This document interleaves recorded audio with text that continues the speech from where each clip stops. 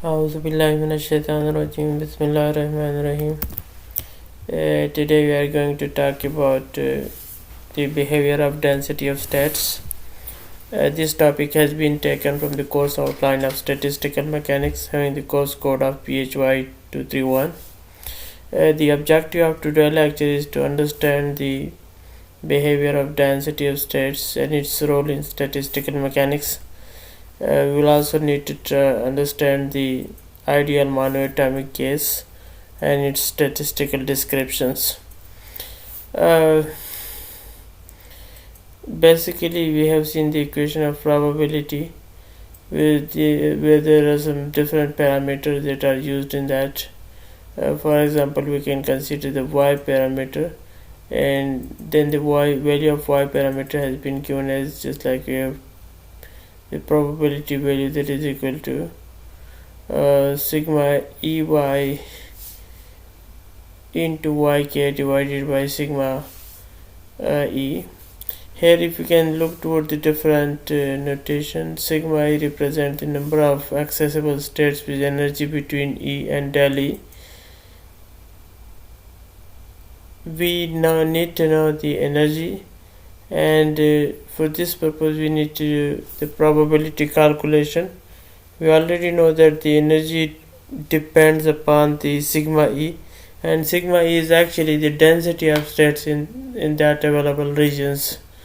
So today's lecture is basically the behavior of density of states. If we look toward the density is actually the mass per unit volume, and from the density of states we need to know how many states are available per unit region or per unit volume for different sort of variables. So there is a relationship between the energy and the density of states. So the goal of this discussion is to approximate the E dependence on sigma E. So for this purpose we consider a macroscopic system which have f degrees of freedom, and if we consider that f is very huge, whose value is about around 10 to the power 24, then what will happen? The energy is in the range of E and E plus del E. Of course, sigma E is proportional to del E.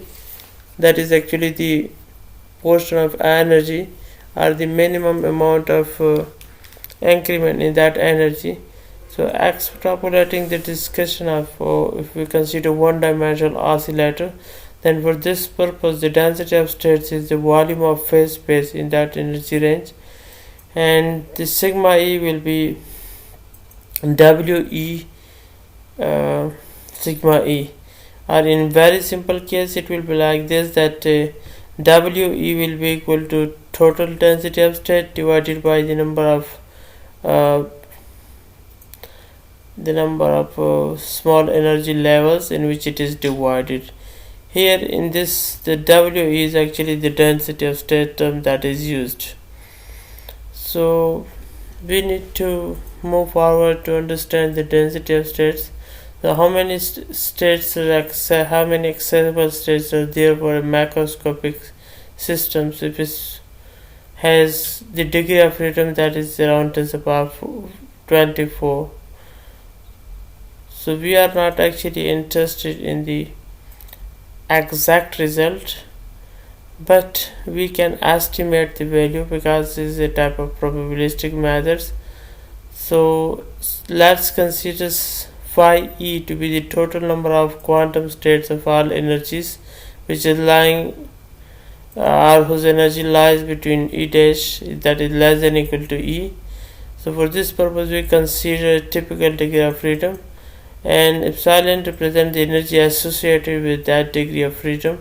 So let's say phi E is the total number of quantum states for this degree of freedom. So in general phi E increases with increasing phi, so with increasing epsilon. So the value could be written as that phi E is proportional to epsilon ki power alpha, where alpha is roundabout equal to 1.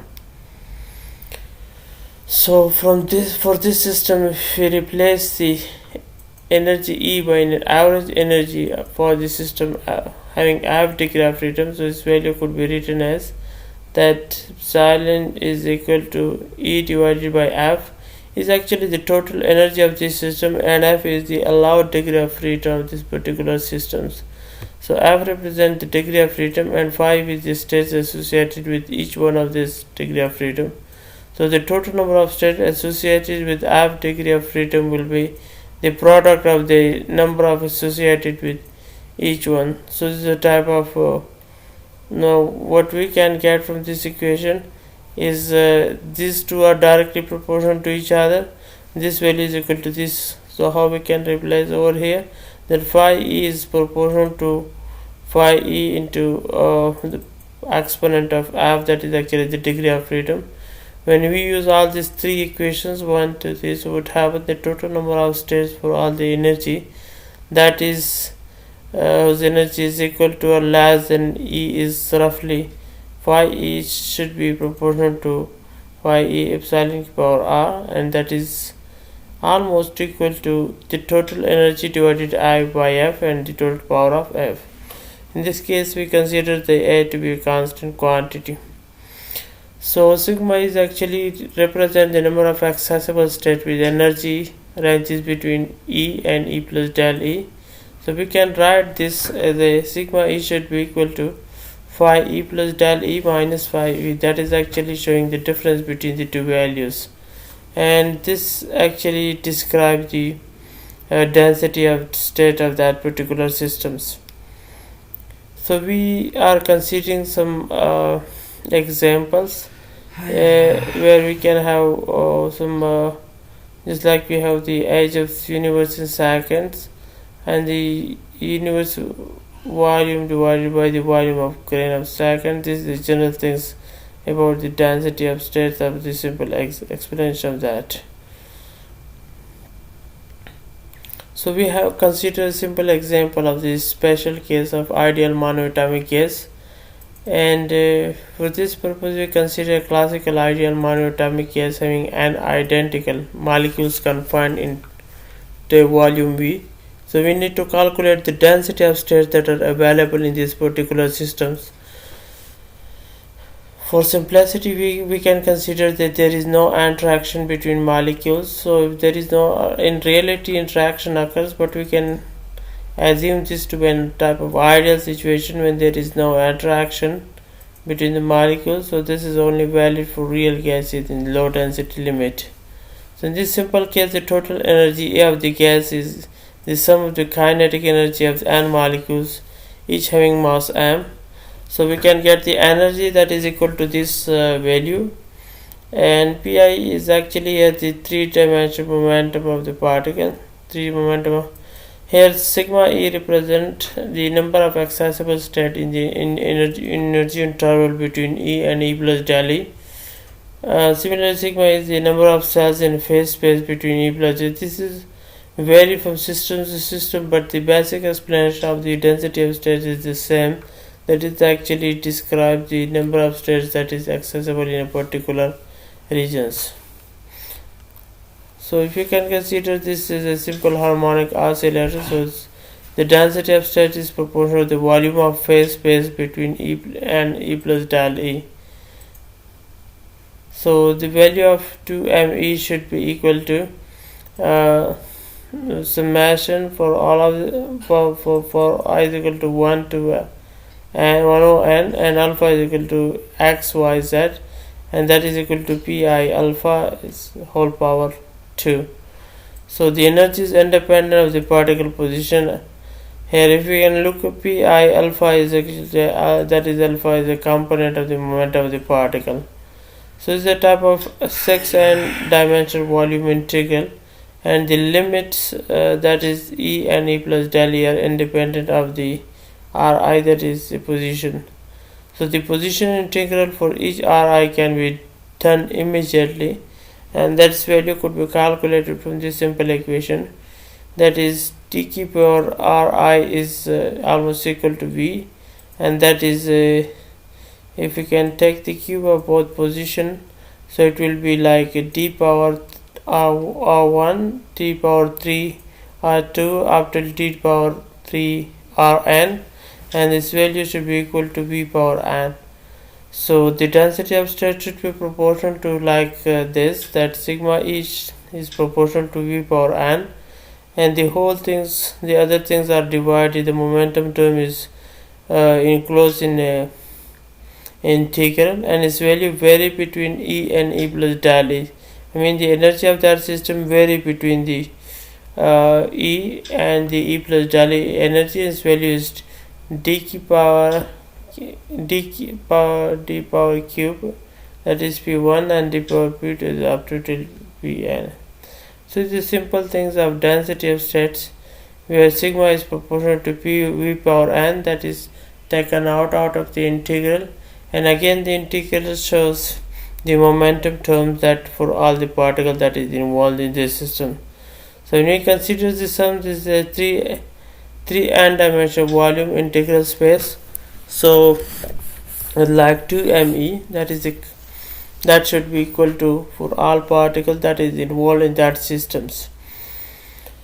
So that is actually a sphere in three n-dimensional momentum space, and we need to briefly consider the case of one particle only. So in the total energy, when we are considering only one particle, not the n particles, so we can write the x component, y component, and z component of the momentum. And the simple equation for the momentum will be like 2me, that is the energy of that system, especially the kinetic energy of that system, that should be equal to px square plus py square plus pz square. So it is a sphere in momentum space of radius re, whose value is equal to 2me whole power 1 over 2, and for one particle the 3D sphere volume is proportional to r e power 3, that is proportional to e power 3 over 2. So if you consider n particle, then there is the type of 3n dimension momentum space, and for this sphere of radius re's value should be equal to 2me whole power 1 over 2. So the 3n dimensions sphere could be written r should be directly proportional to r into e power e and the whole power 3n, that is proportional to e power 3n divided by 2. So we have some example from the phase space where we have considered the some point in this, and that is extended for the whole region for this particular case. And in this particular case here we have an example of sigma e, that is equal to p v power n e, and that is sigma e, that actually describes the number of accessible states of an ideal case in the energy interval that is lying between E and E plus del E. That is the energy region what we have enclosed in a particular region, and in this B is a constant quantity.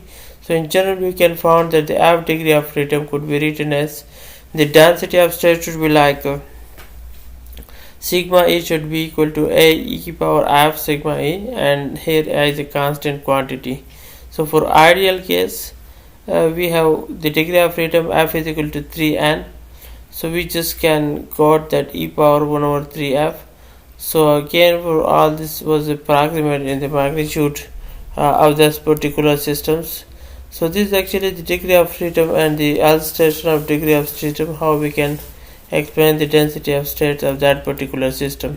The basic thing what we get from the density of states is that is actually says how many states are available per unit region. So for example, if the size of the state reduces and the volume of that system remain constant, then the density of states available in that particular region has been given. We have already discussed this thing in the physical classes, where I had given you an example of the classes where when we can increase the number of students in that classroom, or maybe in the room when the number of students are increases correspondingly and the volume of that room is the same, correspondingly the density of that thing increases. So similarly, if the value of sigma, what we do is we reduces, the density of state will reduce, but it also depends upon the basic unit volume what we are considering for that systems. So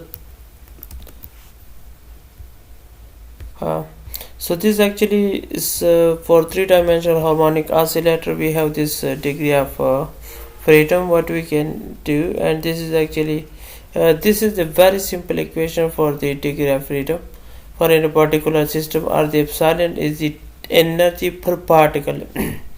If here we can consider epsilon, then this is actually the total energy of that system, and F is the degree of freedom of that particular system. And if we look towards the partition theorem, then the energy provided to the system should be equally distributed among all degree of freedom. Say for example, if we are providing an amount of 15 joule or 15 joule of energy to any system that have a single degree of freedom, I mean that is the particle can only vibrate along x-axis, so this energy will completely go to that particular sort of vibration. So this means that one dimensional system we have, so the degree of freedom is 1 and we have constraint 2 on this system, that the systems I mean the particle cannot move along y-axis and z-axis. So if we can consider the same systems where we have 2 degree of freedom, I mean the particle can even move along x-axis, or it had vibrational mode, and we have longitudinal and transform mode. So if it can move along x-axis and y-axis, so what will happen, the same amount of energy, say for example 10 electron volt, if that energy is provided to the system, so that energy will be distributed equally between the two levels. So I mean 5 joule of energy or 5 electron volt of energy will provided to the x dimensional motion of that particle, and 5 joule of energy will be provided to the y dimensional motion of that particle. So coming toward the 3 degree of freedom, where the particle has open to vibrate or fluctuate along x-axis and y-axis and z-axis, and the same amount of energy if it is provided to that system, so what will be the result of that? The whole energy, that is the 10 joule or 10 electron volt, that is provided to the same system, but in this case the degree of freedom is equal to 3. In previous two cases, in the first one it was 1 and in the second case it was 2. So in this case the degree of freedom is 3. So the same amount of energy that is provided to that system, that is actually the 10 electron volt or 10 joule, that will be equally distributed among the 3 states. So what will be the magnitude of energy in this case? Each of that will get the amount of energy that is around about 3.3 electron volt of energy each of the system will get. So in this way the energy of that particular system is equally distributed, and this is a simple equation for that. And the density of states is associated with this so we have the simple density of state what we can get from this equation. This is actually the symbolic representation for the density of state, and we can get the value of density of state from this equation. Sigma E is the total number of states available, and del E is the increment, or is actually the amount through which we have divided the steps, or which we have divided the energy levels. So sigma E by the equation should be equal to WE should be equal to sigma E divided by del E. So that is the equation of density of state, and this show how many states are available per unit region. So this density of states strongly correlate with the degree of freedom. So if the degree of freedom increases, the energy that is provided to all the systems reduces, just like in the previous example when we had given 10 electron volt or 10 joule of energy to a systems that has 1, 2 and 3 degree of freedom. Then in first case only 10 electron volt energy is provided to one dimensional vibration, and in the second case 5 and 5 joule of energy is divided based on the partition theorem, while in the third case each of the vibration can get around 3.3 joule of energy. So this is something about the density of states and its role in statistical mechanics. It's play a very important role when we are assigning position to the particles, because the density of states is actually shows us how many states are there and how we can arrange particles in that available state. So this is something about the density of states. I hope in the next coming lectures we will discuss something more about the relevant information. Thank you very much.